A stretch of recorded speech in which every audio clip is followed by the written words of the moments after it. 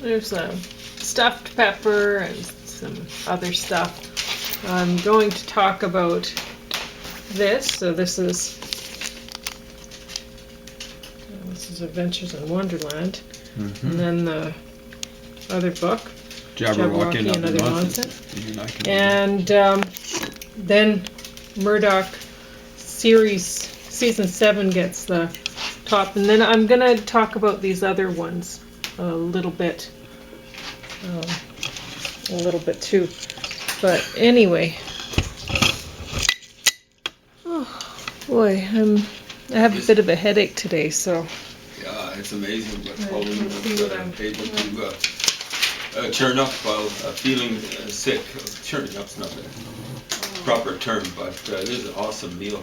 Look at how healthy it is, but how inviting it looks, and it's going to taste even better than it looks. And it's 0% milk fat, no sugar added yogurt, the Greek yogurt on the potatoes, kind of not like the sour topping there. cream. But yes, I like that sort of stuff. I like cottage cheese too. I think Pauline's had them on potato.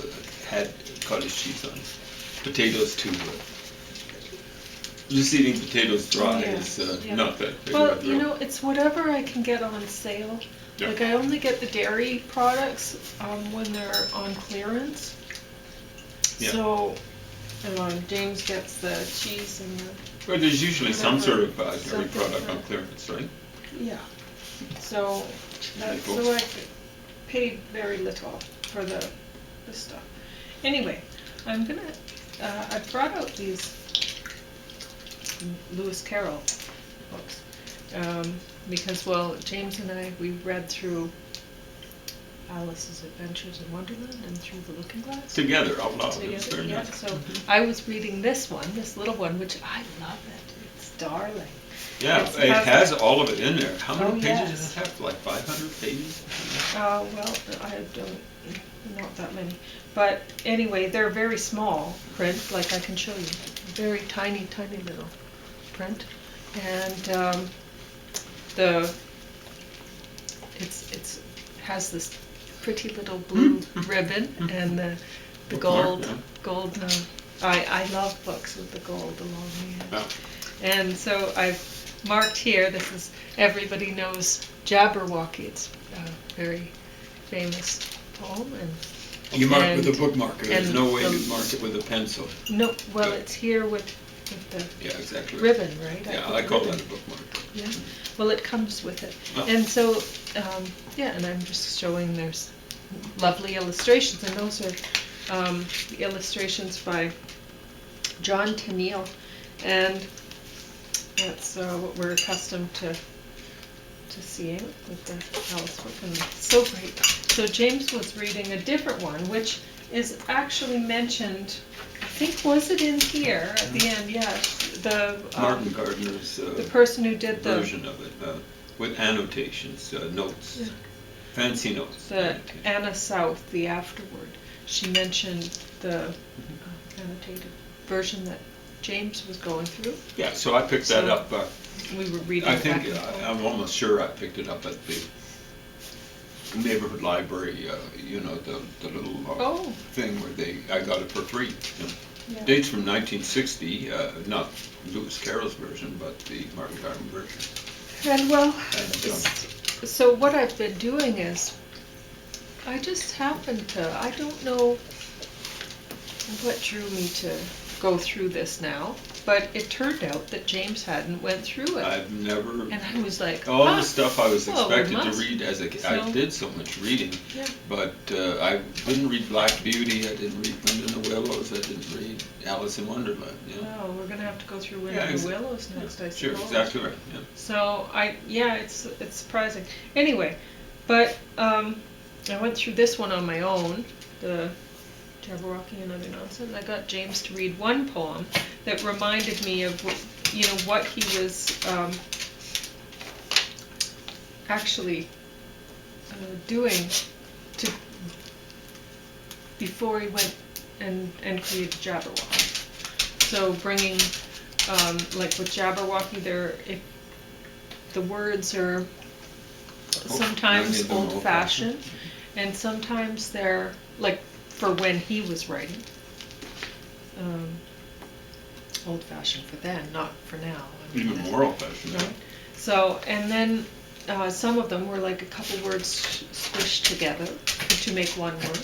I think they call them portmanteau words. Okay. So there's stuff like that, right? And I found that very interesting. And it really makes Jabberwocky a very unique poem, right? You read it and it sounds kind of magical. It seems like there's a puzzle there for you to read, right? It's so. It was unique up until Finnegan's Wake. Finnegan's Wake is based on that kind of stuff, only more so. And of course, it's like 500 and some pages, a fairly small print. So I will read through a couple of the poems in here that I like.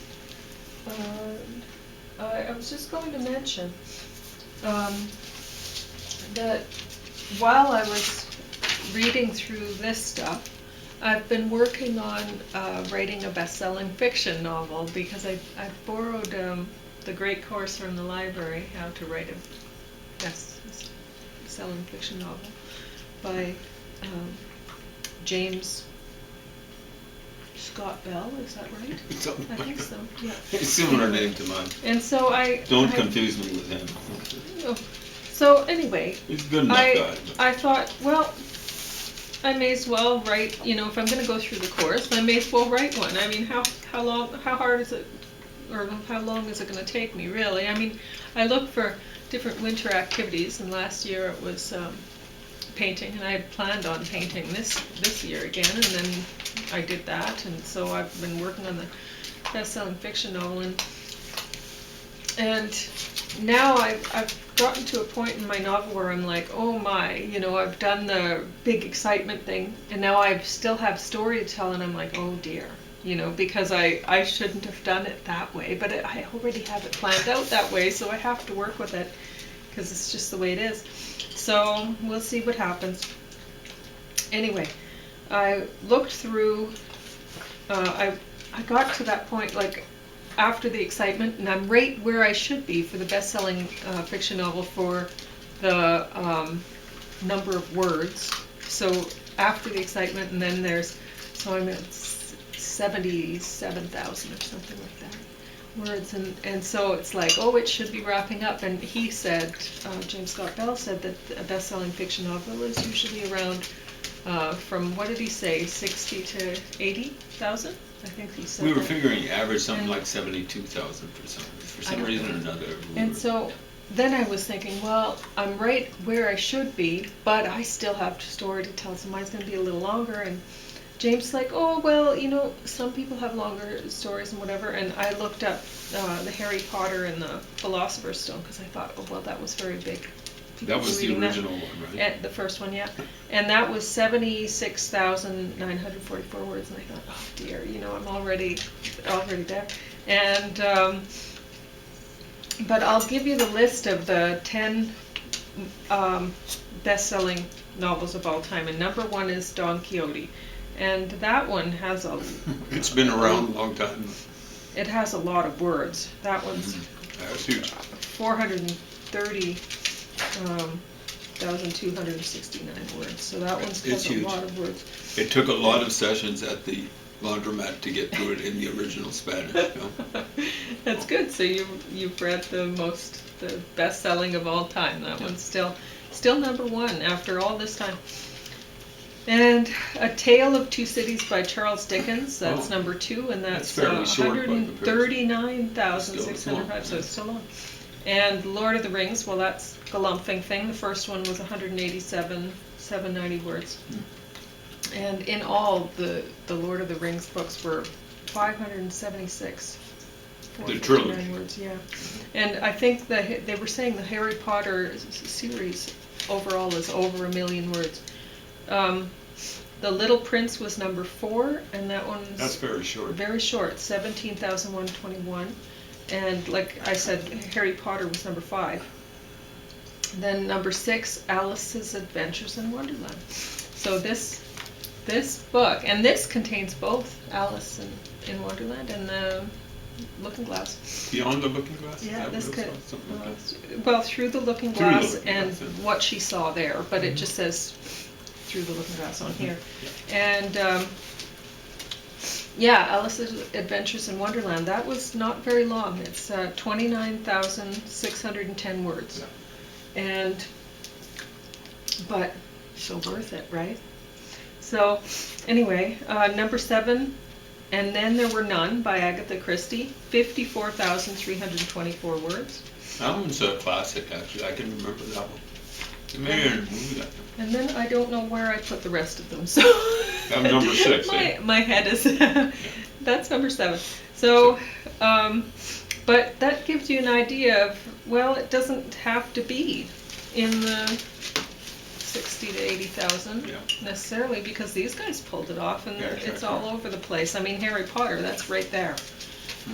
But anyway, so James was saying, well, what about James Patterson? I mean, he writes longer stuff, and so I looked up, well, what is James Patterson's best of his best-selling, right?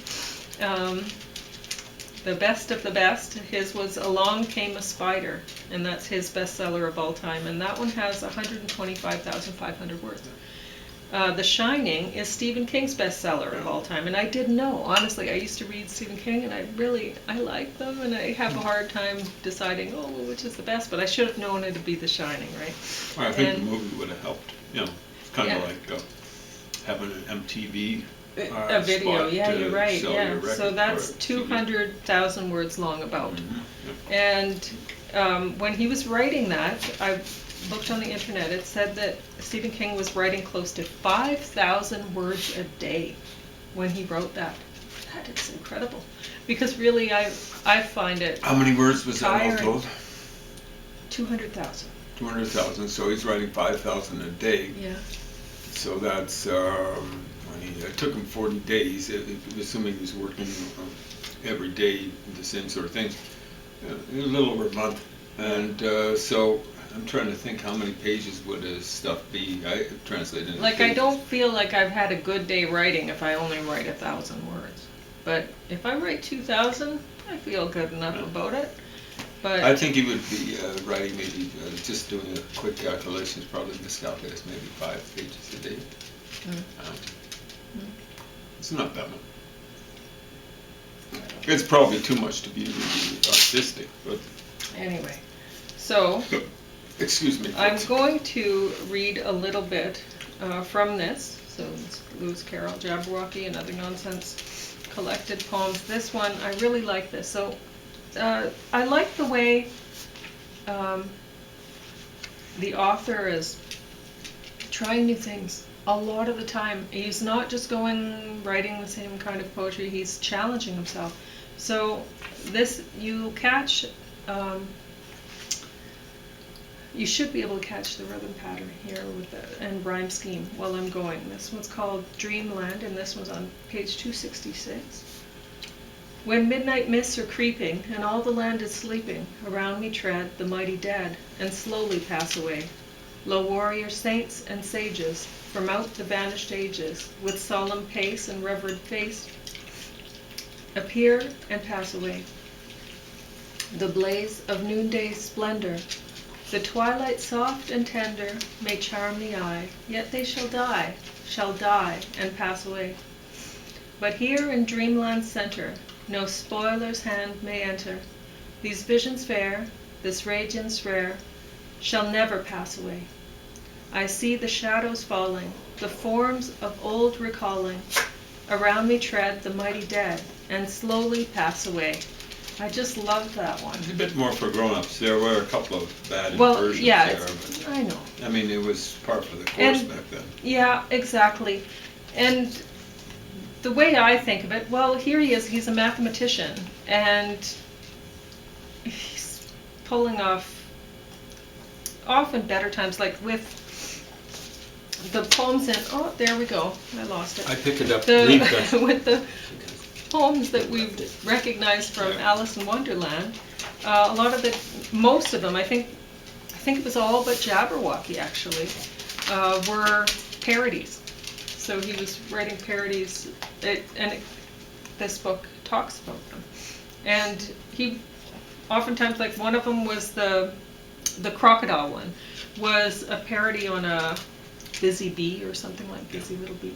And Adopt the Little Crocodile, this, that. Yeah, exactly. And his crocodile one, I liked it more than the original, right? So, anyway. Well, a lot of the stuff that he's parodying would not be considered classic. Be considered, at least nowadays.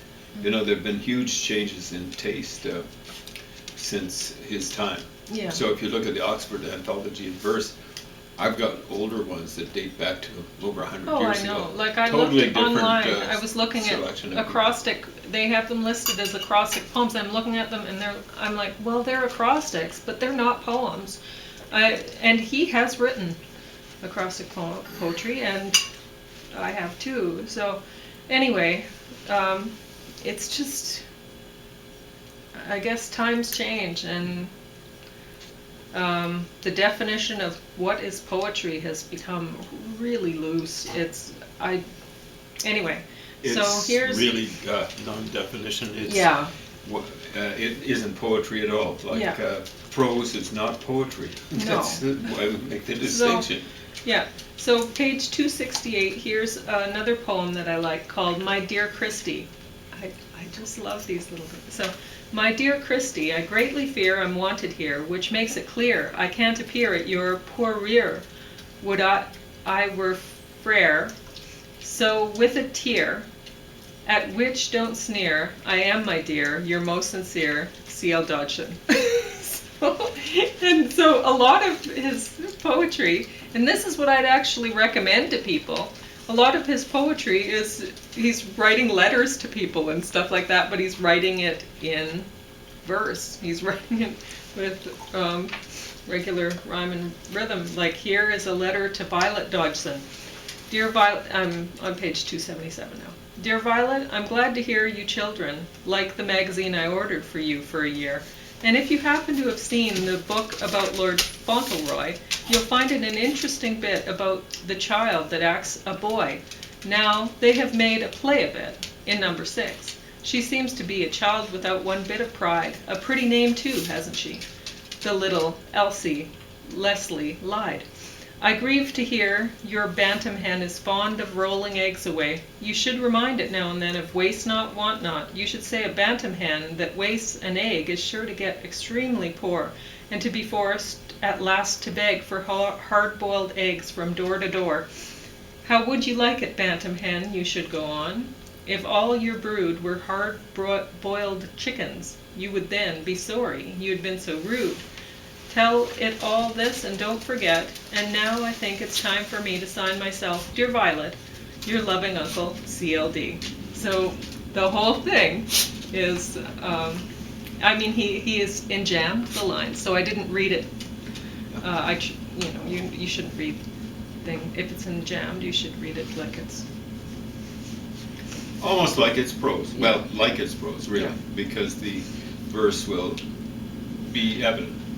And I will show you a cute little thing here, and I think I've understood the riddle. Now there's some things in here that I don't understand, because he's quite a witty guy, and I don't get riddles and stuff like that very often. So this is Violet, Violet, Violet. You can see that there, and I think what it's meant to be. It says to find the eldest of the pets, go search among the violets.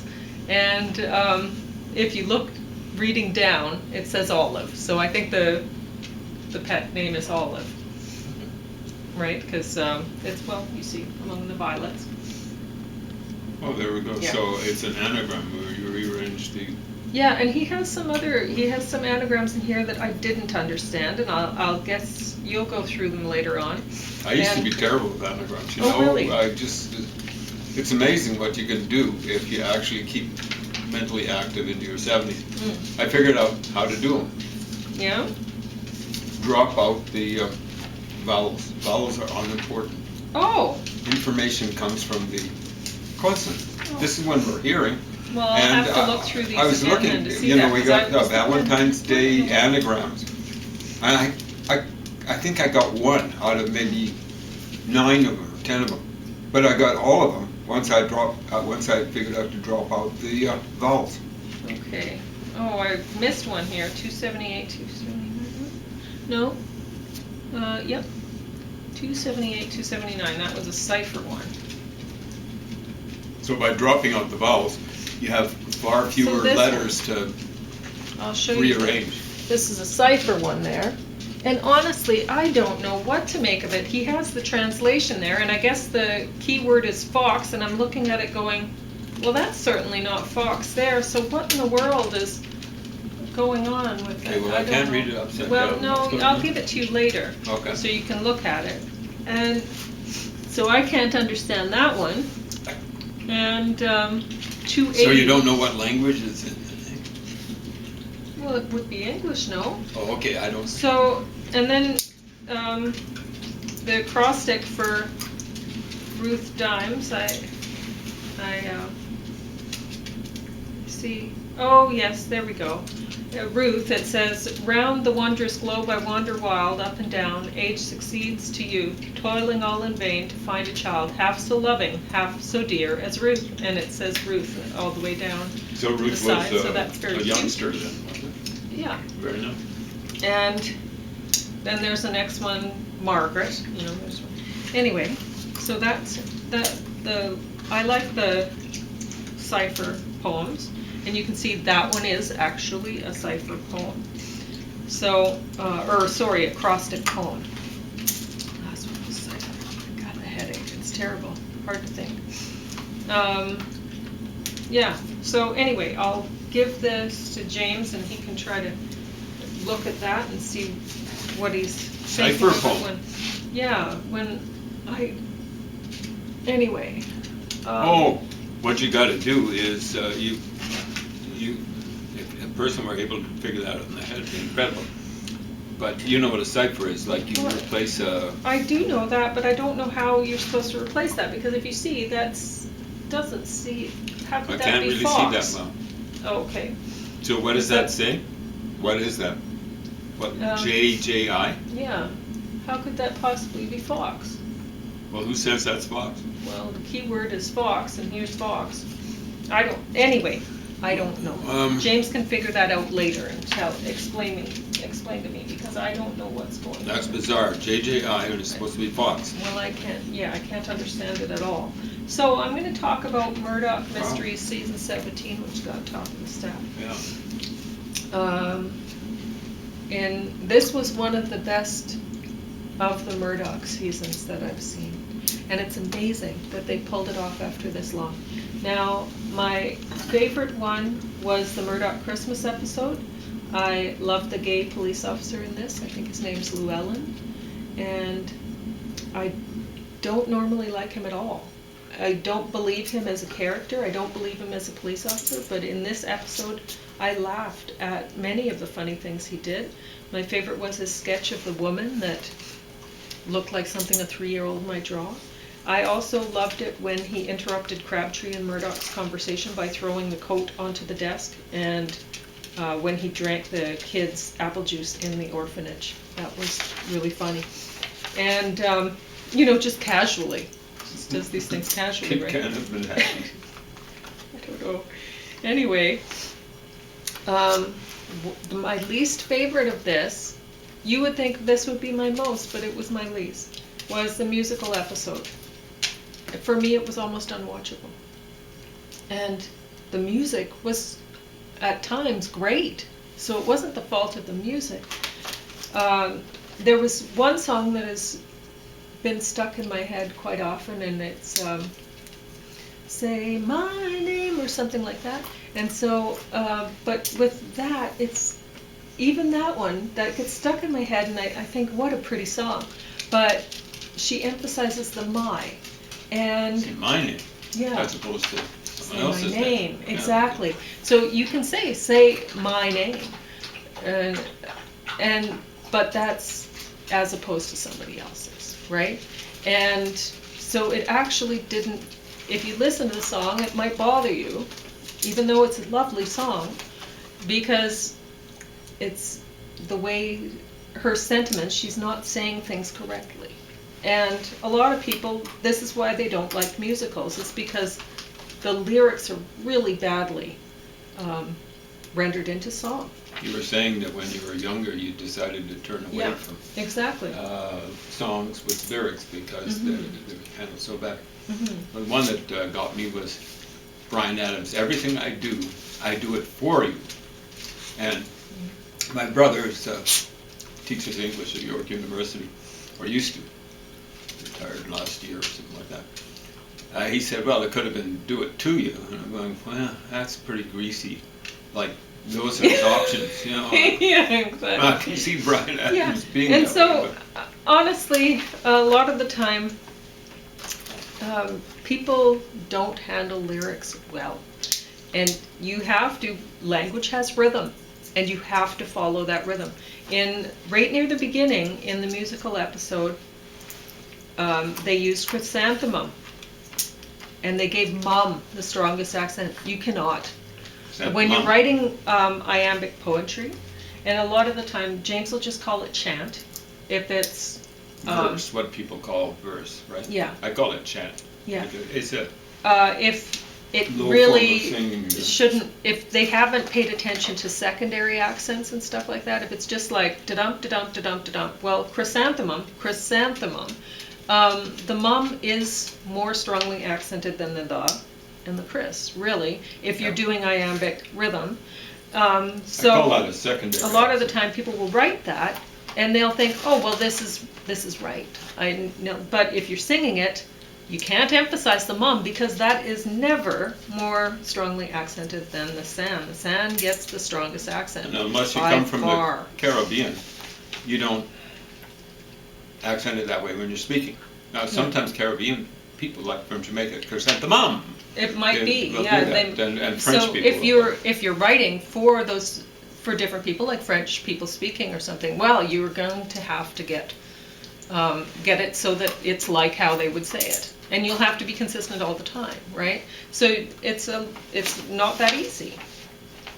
I really like the song Bloody Hell in this, and I like the a cappella opening theme song for the show. They did a very good job with that. But then there was another part that they used Love Letter, and they gave let the strongest accent in that, and you cannot.